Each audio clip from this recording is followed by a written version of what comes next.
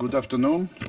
Let's start our briefing. Today we are having Maxim Grigoriev, Director of the Foundation for the Study of Democracy, as the main speaker. Let me give the floor to Ambassador Nebenzia for the opening remarks. Ambassador. Thank you very much for coming to our briefing. We continue this practice of open briefings on the situation in Syria. We want to send and to deliver a message across to the wider public on the real situation in the Syrian Arab Republic, which is still topical at the background of unending and incessant and unending speculations about the situation, politicization of this assessment and information fakes that are abundant, unfortunately, which we regret a lot that these allegations, fakes and speculations sometimes constitute the basis upon which not only the NGOs, but the UN officials sometimes operate. Some of you know that a couple of 3 weeks ago, I had a press conference which was preceded by my briefing on the actual data that Russian Federation receives on the so-called the conflicting objects and the information that is being supplied through the network of informants in Idlib to the United Nations, and very often, if not always, the information provided to the UN, which is operated by the UN and which constitutes sometimes a basis for attempted decisions in the Security Council, most of the time this information is fake. Some of you were present at this press conference and remember it. As you know, the 22nd of October marked the adoption of the memorandum between Turkey and Russia, which some in the media already labeled as historical. We would like it to be historical, and I think that that's a major step towards the end game in Syria. But of course, it's not the final one. We still have a few other things to attend to and to deal with. By the way, later today at 3 p.m., the Security Council will hear the briefing on the humanitarian situation in Syria, a regular one, but happening at a very crucial moment in the history of this conflict. We invited Mr. Maxim Grigoriev, who many of you remember, for his previous briefing on the white helmets, to tell us about his new foundings and findings, as well as to give an account on the real humanitarian situation in Syria, on the role some of the NGOs or the so-called NGOs are playing there, as well as give you an account of what life of simple Syrians was in a few camps that unfortunately are abundant around the country in the areas which are not controlled by the legitimate Syrian government. I will not go any further from here, and I would like to give the floor to Mr. Maxim Grigoriev for his briefing. Thank you. Distinguished participants, I would like to begin by introducing myself. I am the president of non-governmental organization, the Foundation for the Study of Democracy. In this capacity, our point of view is not the position of the Russian state. The Foundation for the Study of Democracy is a member of Global Research Network created by Executive Directorate Counterterrorism Committee of the United Nations Security Council and was granted consultative status with UN Economic and Social Council. Since the beginning of the crisis, I have been to Syria 5 times as a journalist, and many of my colleagues from the foundation have spent more than 6 months there. During this time, we conducted hundreds of interviews with a variety of people in Syria, including representatives of the opposition and former members of armed groups. So, we have a clear understanding of the situation there. In this room, I see those who already attended my briefings in the United Nations. Last time we discussed information and disinformation about the situation in Syria. We also cited unquestionable proofs of the fact that the White Helmets mislead the global community. My book, White Helmets, Terrorist Accomplices and the Source of Disinformation, cites hundreds of unquestionable proofs of that. At the present moment, major forces of terrorist groups and illegal armed groups in Syria concentrate in the area of so-called Greater Idlib. Idlib province that is out of control of the Syrian government, as well as the adjacent territories of Latakia, Hama, and Aleppo, and so on. There they control local civil administration. In this area, a conglomerate of numerous NGOs has evolved. Those NGOs have teamed up with Syrian opposition forces almost since the first years of war. The most famous one is the odious White Helmets. However, in reality, there are dozens of Syrian and foreign organizations that are involved in Idlib affair. Here we talk about a group of NGOs that cooperate with militants from terrorist organization Jabhat al-Nusra, present name Hayat Tahrir al-Sham. It is worth noticing that terrorist groups and illegal armed groups fully dominate Idlib de-escalation zone. All those NGOs must be operating in close contacts with them. If we take even a brief look at reports by the organization in question, we see that they debunk myths about catastrophic situation of local health care. NGOs such as Violet, Syrian American Medical Society, Syrian Expatriate Medical Association, Syria Relief and Development, Syrian Development International, Hand in Hand for Aid and Development, and others, maintain almost a full-fledged healthcare system in Idlib de-escalation zone. Witnesses whom we interviewed say that some branches of these NGOs act like medical divisions of terrorist groups and illegal armed groups, just like White Helmets did before.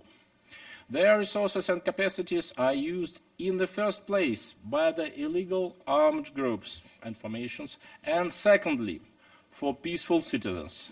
There are well-established supply routes that deliver medicines and first aid equipment manufactured in Great Britain, Israel, Canada, US to terrorist groups and illegal armed formations. My book, White Helmets, Terrorist Accomplices and the Source of Disinformation, cites unquestionable proofs that these organizations falsified chemical attacks and used staged scenes. Just the same way, now, in Idlib, there is a number of NGOs provide disinformation or use unverified data. Apparently, this is the information that then gets to humanitarian agencies, the media, lobbying structures, various lobbying structures, and is used in a certain way to disinform the global community. For example, when the United Nations staff from Gaziantep office receive information from 3 different sources, they formally consider the message verified and accepted. There is simply no one to double-check the validity in Idlib, and it is unlikely that such a task is set at all. Witnesses whom we interviewed say that the following organization exploit this mechanism: British Hand in Hand for Aid and Development, Council for Arab-British Understanding, WLATI, Dutch PAX, and others. Those NGOs do not conceal that they receive funding from Qatar, US, Great Britain, Belgium, and other countries. Islamic Foundation Human Appeal from Great Britain also provides funding for them. This organization was several times accused of having links with Al-Qaeda. Today, I would like to provide to a distinguished audience information about the situation of refugees in Al-Hol and Rukban. I would like to point out that both those camps should rather be called prisons than refuge camps, because people who live there cannot exit freely. Recently, a whole range of international media wrote a lot about the situation in Al-Hol. Let me list some publications. The Guardian. Women and children expected to break out from Al-Hol camp. ISIS sleeper cells are believed to be ready to attack. The Sunday Times. Kill ISIS brides rule Al-Hol camp with a rod of iron. ABC News. Violence escalating in Al-Hol camp as Islamic State women open fire on guards. Bodies found. The Sun. ISIS brides shoot out rioting women shot in gun battle at Syria camp, holding Britain jihadi brides, and so on. The majority of those articles are right. All that 10,000 wives and children of militants from terrorist organization ISIS, citizens of Europe, UK, US, Australia, pose a direct threat to the countries. Our foundation, as a member of a global research network established by Executive Directorate Counterterrorism Committee of the UN Security Council, many times have taken part in CTED events on de-radicalization. The importance of this work is self-evident. We must recognize that Syrian democratic forces that were created and until recently controlled by US failed the work on the radicalization of those people. There are structures of ISIS functioning inside the Al-Hol camp. Now it is very likely that 10,000 wives of terrorists and teenagers who have grown up at the territory of ISIS camps might return to their countries of origin. Let me remind that absolute majority of them shares terrorist ideology and views the US, countries of Europe, and Russia as their enemies. We should not forget that another, much bigger part of people in Al-Hol and Rukban have nothing to do with terrorism and should not be treated like prisoners. The Al-Hol camp had faced a humanitarian disaster. The camp experienced shortage of food, medicine, medical care. The guards widely practiced beatings, torture, and rape against the refugees. There is information about organ harvesting committed by guards. Every day, more than 15 people lose their lives. The number of children who died in the camp has already exceeded 255. Due to the tremendous efforts by Russia, facilitated by the United Nations, most of the inhabitants of the Rukban camp were able to leave it. However, I would like to give you an account what life there meant for the people kept there. I would like to stress that there are still more than 10,000 people in Rukban camp. To independently assess the situation in Rukban camp, the Foundation for the Study of Democracy conducted a sociological survey of 248 refugees who had managed to leave the camp, as well as detailed interviews with 50 of them. Those surveys are presented in my report, Rukban Camp, Tragedy of the Syrians in the American Zone of Occupation. Copies of it are available in this room. In the vast majority of cases, interviews were conducted in temporary accommodation centers 1 or 2 days after they had managed to leave Rukban. Of the then 15% of the respondents had first-hand information of cases of murder, abuse, and torture in the Rukban camp. Of the 7% mentioned cases of rape and harassment of women in the camp. Almost one-third noted that they had become eyewitnesses to the death of their relatives in Rugban camp. Over 43% said that their relatives, acquaintances of themselves, had suffered from this or that disease while at the Rugban camp. Besides, 1 in 4 pointed out that they had personally been subjected to intimidation or pressure at the camp because of their positive attitude towards the legitimate authorities of Syria and their desire to leave the camp. Nearly 1/4 told about attempts to recruit refugees into the fighters' ranks. All the interviewed refugees are certain that fighters didn't play an independent role, but received orders from American military base Al-Tanf on a daily basis. Not only did those fighters obey those orders, but they fully depend on the US base as they were trained, equipped with arms and transport, and received salary there. Now, I will cite some key statements of only a few of the witnesses we interviewed. Fakdahan Al-Hmidi, former fighter, was on the screen, former fighter from Magavir As-Sawra group, and I quote, "I joined the militants because I was studying. They obeyed Americans. We were brought straight to Al-Tanf base. We had military training on how to use a machine gun and how to shoot. There were M16. Then they paid us $300 a month." Next witness is Qasim Muhammad Shahud, and I quote, "Fighters had American weapons and machine guns on pickup trucks. Fighters obey Americans. They provided them with weapons and funding. They get everything from Americans.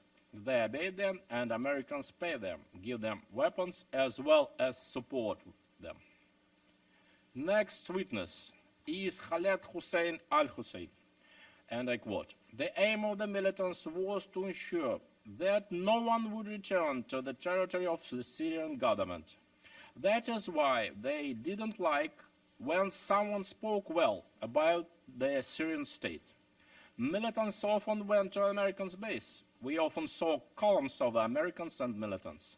The Americans are to blame for everything." Next witness is Qasem Muhammad Hamoud, and I quote, "The Americans were in charge of the camp. They used fighters. They are to blame. They did everything to make people desperate so they would join the armed formations." The refugees say there are various groups of fighters in the camp, including ISIS. They depict in detail numerous murders of refugees by guards, as well as the practice of selling arms from Rugban to ISIS. Fawaz Awad Al-Jazi, and I quote, his words are on the screen. "All the groups are controlled by the Americans. The Americans have strongholds. They allow the transport weapons from ISIS from those strongholds. For instance, Mafat al-Mukhtar trades in weapons, missiles, and munitions with ISIS. He takes them from Al-Tanf base. Another man, Kaha Mugda, works for ISIS intelligence. He is controlled by the Americans. Those people supply ISIS. They are all in Rugban camp. They are groups and they have a lot of weapons. They buy from them and resell." Next witness is Ali Khalif al-Shafa, and I quote, "There were ISIS militants in the camp. People pointed at house and said that ISIS militants lived there." Muhammad Abdurrahman, and I quote, words on the screen, "There were different militants and their different units. They came together from the desert. I saw ISIS militants in the camp. They often came. Fighters prevented refugees from returning to the territory under the Syrian state control. They asked for a lot of money. We tried to leave the camp twice, but we got caught and were brought back to the camp." Next witness, Muhammad Ahmed Shah, and I quote, "My mother was sitting in the yard. Militants shot at her. She was immediately killed. 3 bullets hit her. We did not complain to anyone. We were afraid. Next witness is Fahd Dahan Al-Hmidi, former Magavir al-Sawra militant. And I quote, I was with Magavir al-Sawra militants. They were under the command of Americans. Sometimes we could beat up if we did not like someone. We mistreated people, we threatened, we could destroy property. For example, to force someone to join us. Hafez Shahada al-Salshan, and I quote, my brother's son was murdered in the camp. He was 16 years old, right at home. They also unlawfully took people without any reason. They took them to Al-Tanf. Threats from militants were frequent. They often shot in the air and killed. There were different cases. Sometimes they surrounded a house and shot and killed. Refugees provide detailed accounts of cases of terror by militants, numerous cases of killings and beatings. The reason for this could be the militants' assumption that some refugee had a positive opinion about the legitimate government of Syria, or told that he wanted to leave the camp for the territory under the control of the government. Next witness is Muhammad Abdurrahman, and I quote, I was approached by those people, militants. They told me that they knew that I pronounced myself in favor of the Syrian state. At first I was intimidated. Then I was taken. They wanted to make me go with them, work with them as a militant. They took away my personal documents, my phone and my watch. I was beaten up. They shot in the air first, and then they shot at me.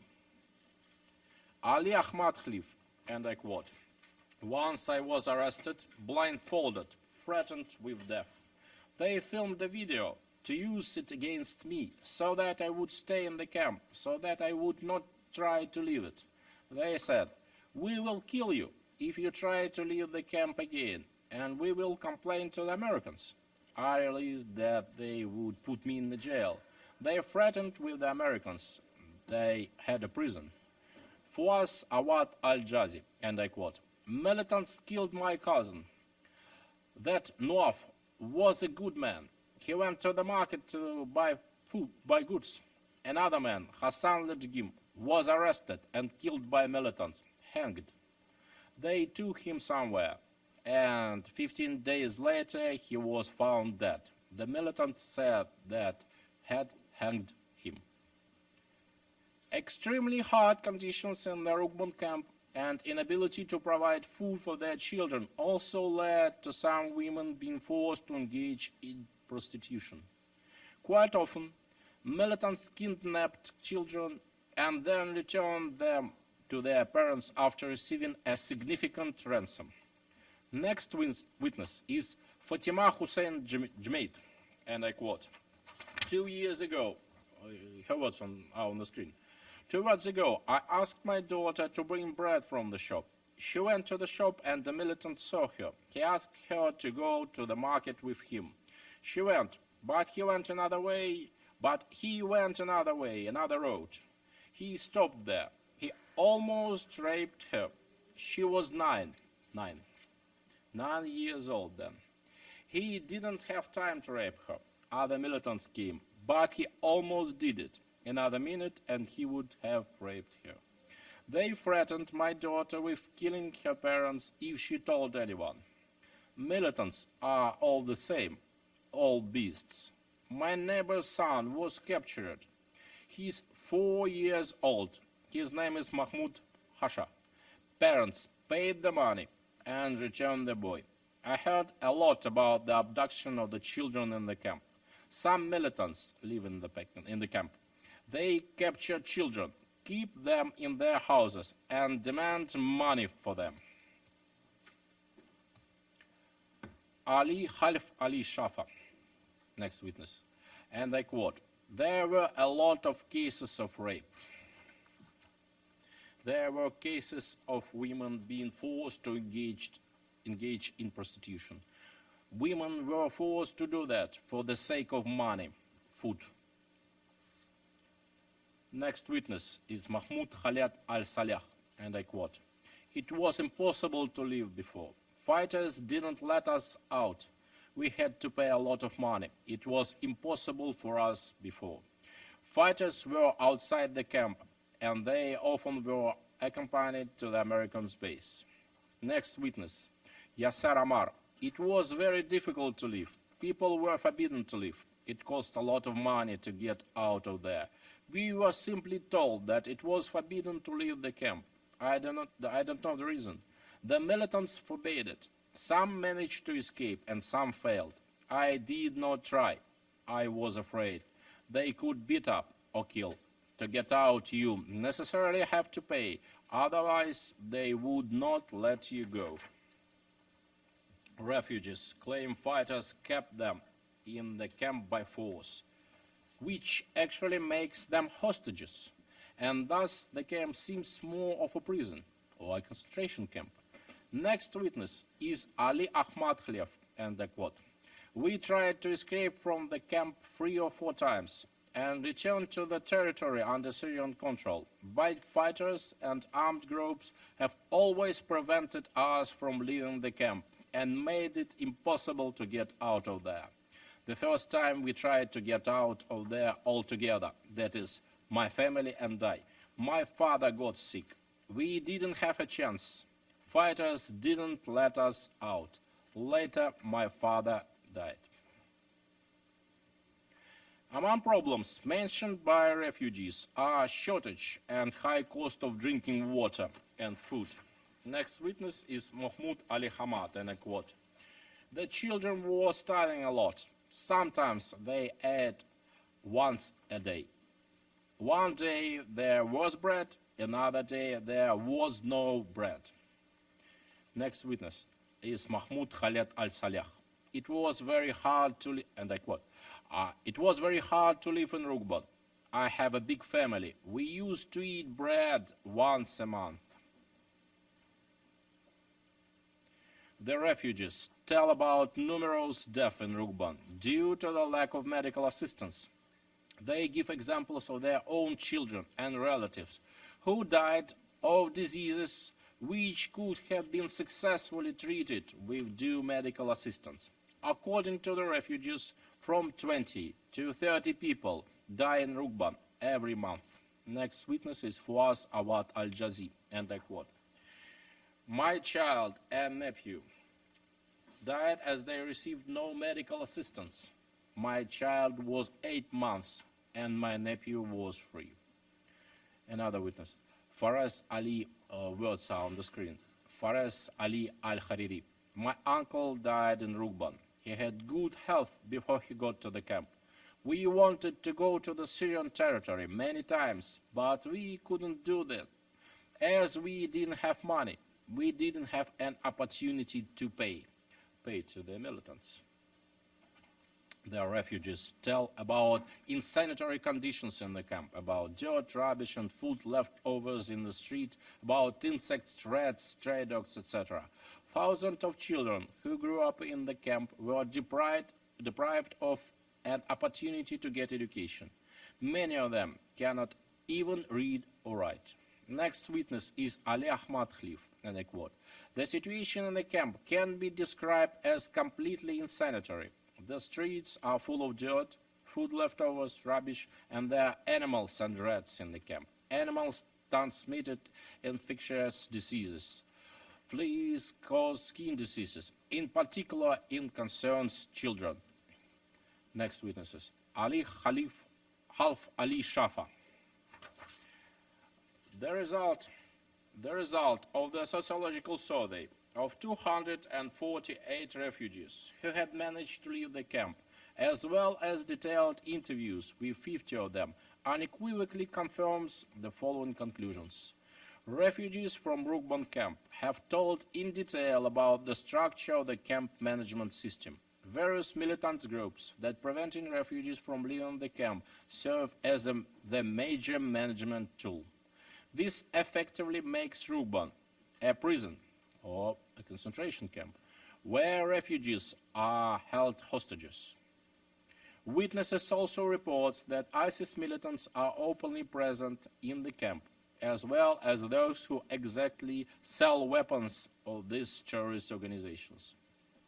Refugees cite numerous examples of killings and beatings of camp residents by militants, and tell about cases of rape and harassment of women and children.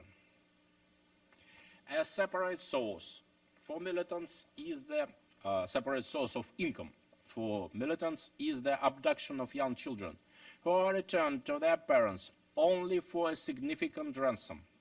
Witnesses are convinced that the artificially created disastrous situation of refugees actually pushes single women with children who lack the means to exist towards prostitution. Refugees say that drug use is widespread among the militants, and they regularly drive the camp territory in cars and shoot into the air and at Rukban residents. Former camp residents, including former militants, say all members of the armed groups have undergone military training at the US base. Interviews fearfully talk about the prisons in the camp itself and even more fearfully about the prison at the American base Al-Tanf.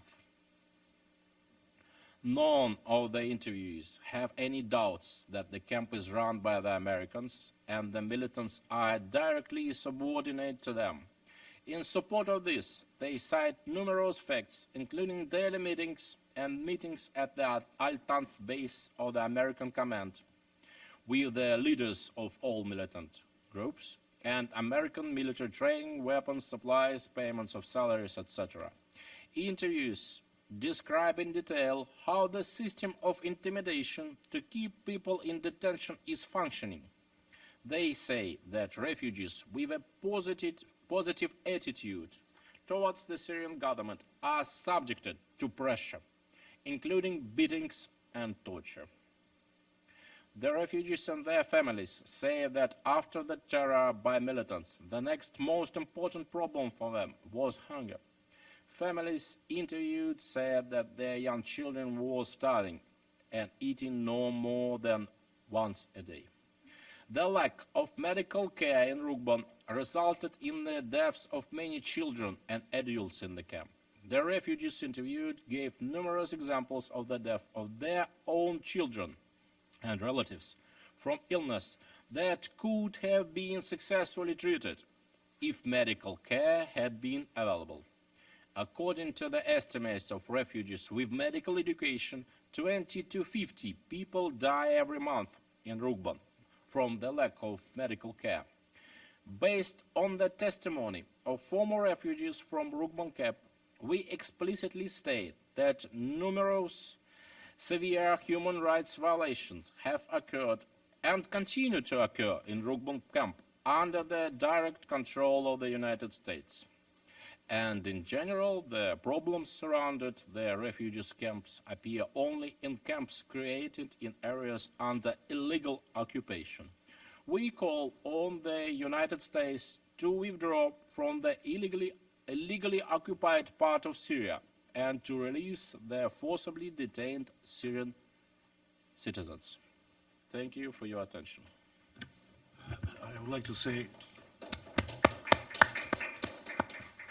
say a few words after this presentation. I would like to thank Mr. Grigoriev, although I think that thank you is not really a proper word here. But I'm grateful to that briefing, which shows us another side, another aspect of the humanitarian problem in Syria.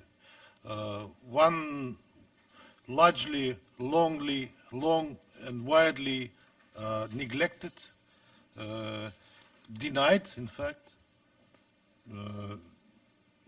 What Mr. Grigoriev didn't mention is that humanitarian aid that was delivered to Rukban camp was deliberately and regularly robbed by those militants to whom he referred.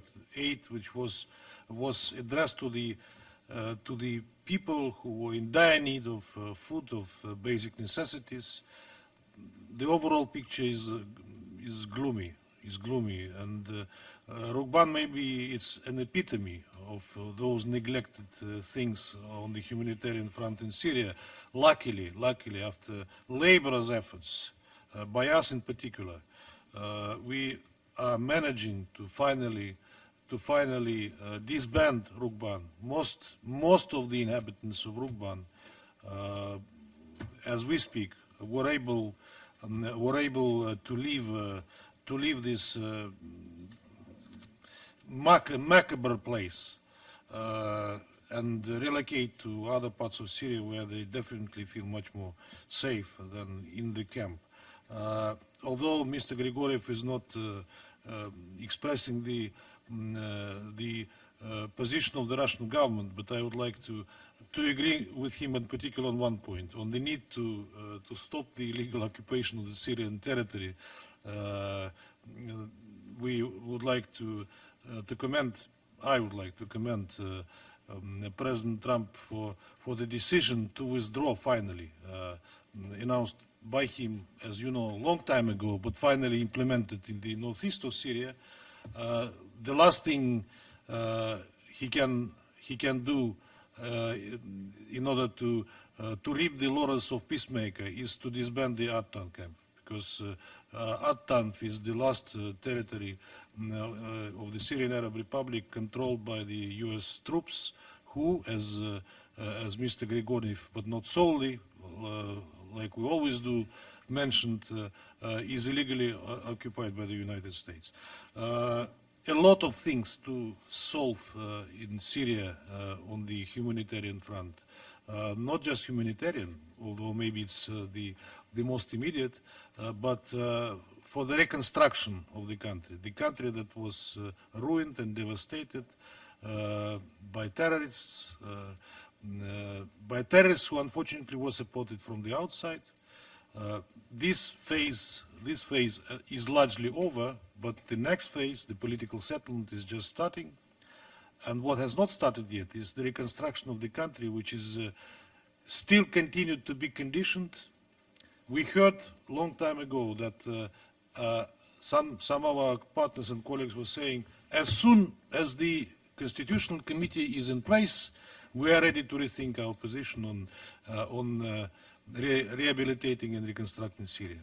Now we hear more conditions on when they will reconsider their position on this particular and very pertinent, urgent issue, in fact, because I think that to a large extent they are morally responsible for what happened in Syria, and they should be the first to come to rescue, without waiting when the political process is credible, as they say, because the simple, regular citizens of Syria, they cannot be hostages to the politicizing around Syria, to waiting until the political process reaps fruit, and that is not an easy thing, as you understand, because the wound is too deep. To heal this wound will take time and an effort, but this effort will start next week in Geneva, as the Constitutional Committee will hold its first meeting. So humanitarian is only one side of the coin, but the second and even more important is rehabilitation and reconstruction of Syria, lifting of illegal Syrian sanctions by the same people who refuse to reconstruct it, thus aiding to the suffering of the Syrian people who suffered a lot during these 8 years of the bloody war. I would like again to thank very much Mr. Grigoriev for this eyewitness account of what is happening on the ground, and I'm not the moderator, so I will pass the baton to the real one, and he would be asking whether some of you will have questions or comments. Correct. Let's turn to Q&A session. Let me remind you that you have a Russian translation on the channel 1, your earphones. So, who would like to start? Там работает.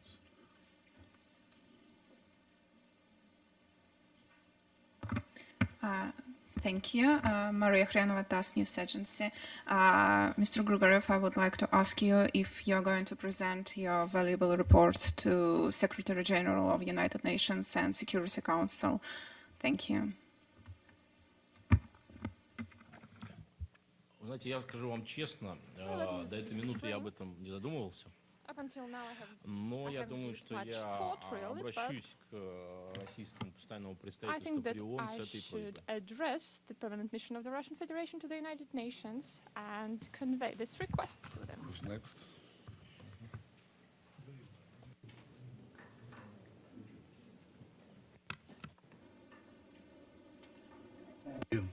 Richard Black from the Schiller Institute. The Schiller Institute has had a series of meetings since 2014 with a series of ministries in Damascus and have written a proposal called the Project Phoenix for the reconstruction of Syria. My question has to do with the reconstruction question as Ambassador Nebenzia discussed it. What we had proposed is that 3 phases. Number 1, the mobilization of the physical resources for the reconstruction of the country. Secondly, a new reconstruction bank in order to finance it. And third, the connection with the international aspect of the Eurasian Economic Union and the Belt and Road Initiative. There have been discussions from the Chinese about building a Syrian Chinese industrial park, a $2 billion investment. And as Ambassador Nebenzia mentioned, with President Trump's announcement on October 9th of the withdrawal of American troops, at the same time denouncing what he called the military-industrial complex and their commitment to regime change wars, which he pledged repeatedly to end. Do you see within these developments a renewed role of the Eurasian Economic Union, the brilliance of what China is doing with the Belt and Road Initiative, the U.S. withdrawal? Could we see a major international mobilization for the reconstruction of Syria now in a new way that we've not seen before? Thank you.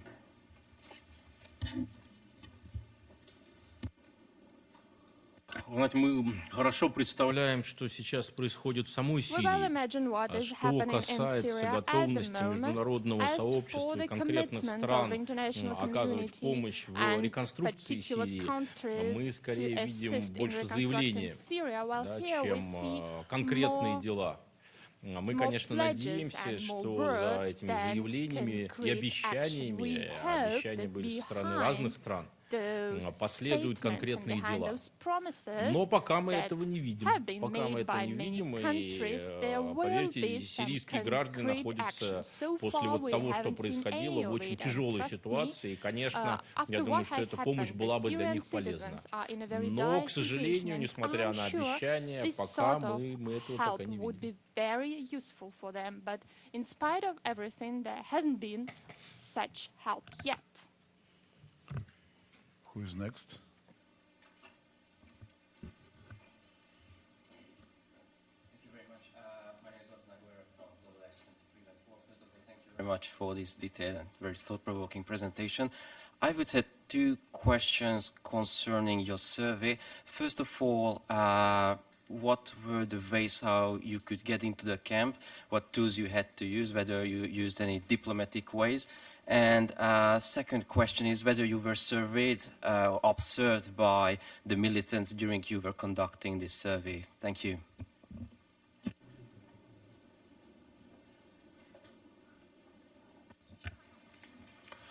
Вы знаете, мы сами не были в Рукбане. И более того, как вы понимаете, это было бы для нас опасно. Боюсь, если бы мы попали в Рукбан, мы бы оттуда просто не ушли бы живыми. У меня нет сомнений, что после моих книг с разоблачениями белых касок и с другими материалами, я думаю, что очень многие из незаконных формирований, они бы не хотели бы, что эта правда о них, она была бы известна миру. Что мы, собственно говоря, делали, и я сказал об этом в этом моем выступлении. Мы the truth опрашивали about them to be людей, которые revealed to the вышли из world. Рукбана, What we did, сразу после we того, как это interviewed произошло, и они those уже who перешли на exited территорию, Rukban находящуюся под right контролем after they Сирии. did so and right after they Буквально were через день on после этого. То есть Syrian-controlled некоторых людей, territories. они We выходили с interviewed утра, а the вечером мы majority уже of them, опрашивали, well, и the наши same волонтеры day уже or the опрашивали next этих day. людей. Some of them Некоторых на exited следующий in the день, morning, некоторых and in через the 3 дня. afternoon we had an И все interview эти with them. данные, Well, которые we had приведены в этом interviews, исследовании, здесь probably прямые the next точные day слова людей, or которых in мы 3 days опрашивали. at the latest. Это все те люди, This которые уже уехали из booklet Рукбана. contains Из того, что они the рассказывают, мы witnesses могли of отметить, those что они people. боялись All of говорить them правду, have когда они already находились в exited the Рукбане. camp. Только What we то, can что say они for sure выехали is that из they were Рукбана, afraid позволило им, наконец, рассказать правду о том, speaking что с the ними truth происходило. when they were in the camp. They dared do so only after they had an opportunity to exit. Good afternoon, everyone, Your Excellency. My name is Noor, and I'm from the Syrian mission. We'd like to thank you so much for convening this meeting. We cannot thank you enough. Mr. Grigoriev, thank you so much for your comprehensive briefing on the situation at Al-Rukban camp. Of course, you have explained about the atrocities committed at the camp under the sight and hearing of the international community. A few remarks to add on your briefing. Coordinated Syrian-Russian efforts culminated in the removal from Rukban camp of more than 29,000 civilians who had been held there, and in securing temporary shelters to receive them and then move them to areas liberated from the terrorists. The Syrian government recently facilitated a visit by the United Nations Assessment Mission and the Syrian Red Crescent, as well as an aid convoy to the camp in the occupied area of Al-Tanf, which is controlled by United States troops, and the Maghawir al-Sawra terrorist group. The United Nations, following the visit, announced that only 13,000 people were in the camp and that 37% of them wish to leave and return to areas controlled by the government. Again, we thank you for your elaboration on the topic. Your Excellency, thank you for your efforts. We iterate our many thanks to you because things would not have been the same without your help. Thank you so much.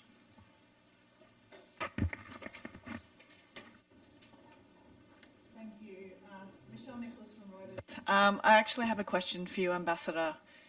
You just mentioned that obviously Russia would like to see US troops withdraw from southeast Syria as well. When was the last time that President Putin raised that particular issue with President Trump?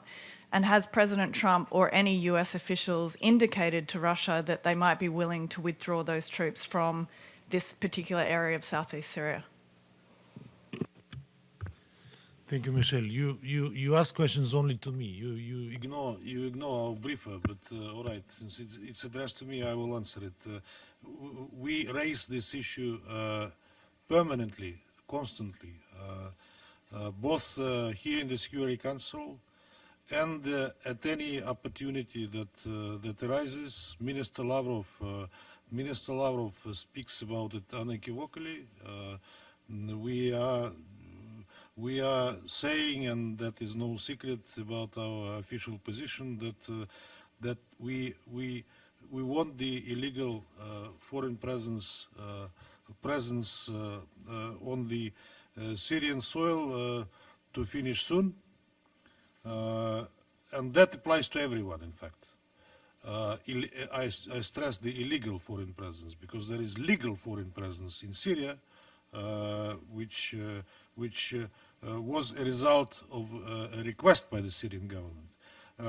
On whether I'm not aware of personal President Trump's commitments to President Putin on At-Tan camp, but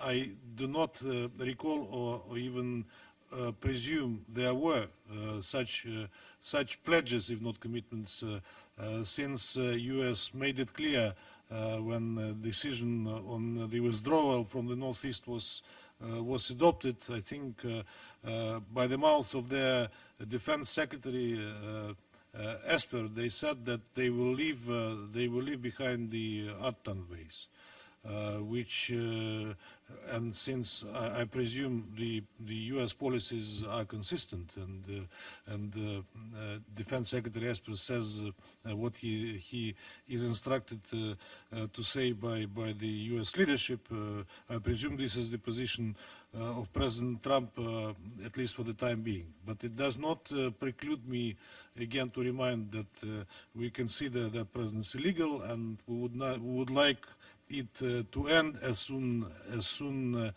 not as possible, but as soon as it should be. Thank you.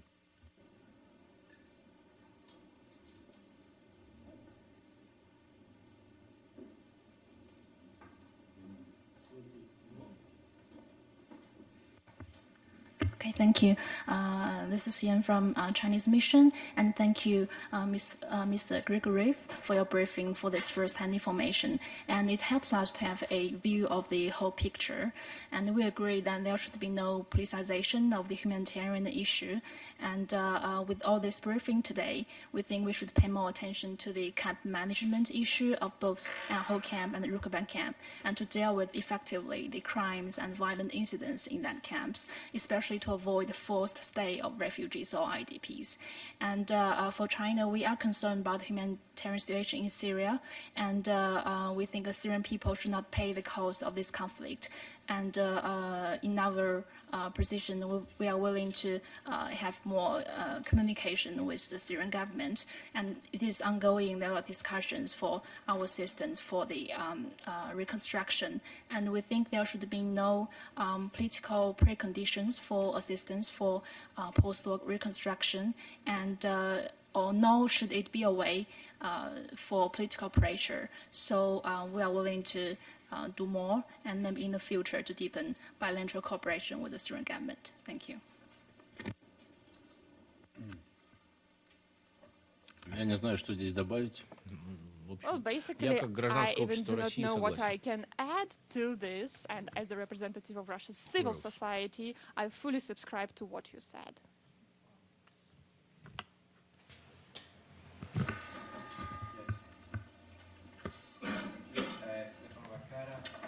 New York and Radio Radicale in Rome. I would like to ask you, I mean, you told us shocking testimony from the people living in this camp. Are you planning, your organization is planning to do this also in other areas, and especially because everybody is give attention now to what's happening in Northeast, for example, with now the places that are going to be occupied by Turkey. They say that they're going to be monitored with Russia.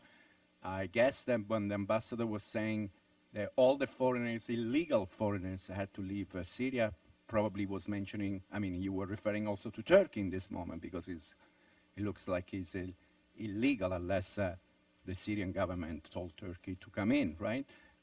So I would like to know your impression, I mean, your plan.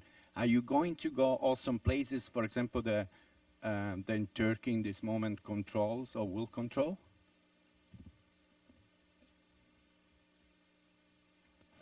Да, для нас, конечно, интересно вести мониторинг ситуации в Сирии по разным темам и в разных местах. И поэтому мы будем, конечно, стараться это делать, но надо не забывать, что мы все-таки не правительственная организация, и мы ограничены в наших ресурсах. Поэтому, исходя из тех возможностей, которые у нас будут, мы будем, конечно, стараться максимально плотно мониторить, так сказать, все территории и все, что происходит в Сирии. What is going on in Syrian Can I add something, territories? since I was referred to in the question? Yes, I confirm.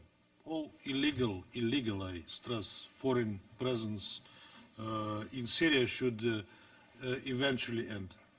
I would like to underline, though, that even before the agreement on the 22nd of October between Russia and Turkey was struck, Syrian leaders, both President Erdogan and Minister Çavuşoğlu, they stressed in the conversations with us that they respect sovereignty and territorial integrity of Syria, that the aims of the operation are time limited, that they're not planning that for good, but to implement those aims that they set for themselves for that operation. And reciprocally, we were saying that we understand the national security interests of Turkey, but the operation itself should be proportionate to the aims announced. And I think that the agreement that was struck clearly delineates that notion. But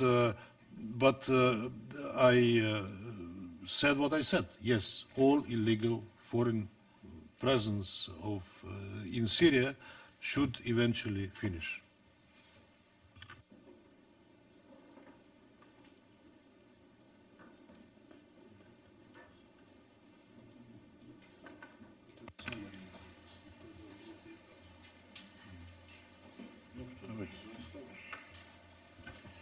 Да, я благодарю всех, кто присутствовал.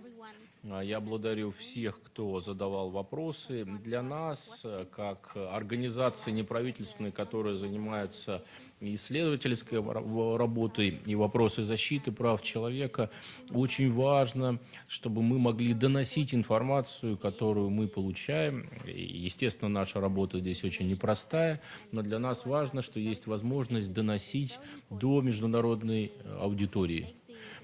Крайне важно это делать по поводу Сирии, потому что, на наш взгляд, количество дезинформации, неточной информации, искаженной информации по поводу Сирии и в сообщениях различных государств и средствах массовой информации, оно крайне велико. Поэтому для нас очень важно, что у нас есть возможность доносить информацию, и более того, мы здесь руководствуемся теми принципами, на которых мы ведем нашу работу. Мы стараемся, может быть, исследовать не столь широкий спектр вопросов, но каждый из вопросов, которые мы исследуем детально, по согласию тех людей, с которыми мы проводим интервью или социологические опросы, у нас нет никакой анонимности, нам разрешают, и мы детально пишем, кто и что считает, и точную фразу его заявления, его интервью. И любой журналист, любое средство массовой информации имеет возможность выехать в Сирию и снова опросить этих людей и получить ту же самую информацию. Вот на основе полной прозрачности, на основе детальности и на основе соответствия реальной ситуации мы представляем эту информацию. На наш взгляд, сейчас крайне важно понимать, что действительно происходит в Сирии. Еще раз спасибо всем присутствующим за то, что приняли участие в нашем брифинге. И спасибо, конечно, российскому постоянному представительству за помощь в организации этого мероприятия. Без него, без поспреда это было бы невозможно. Спасибо. Thanks everybody, everything is over.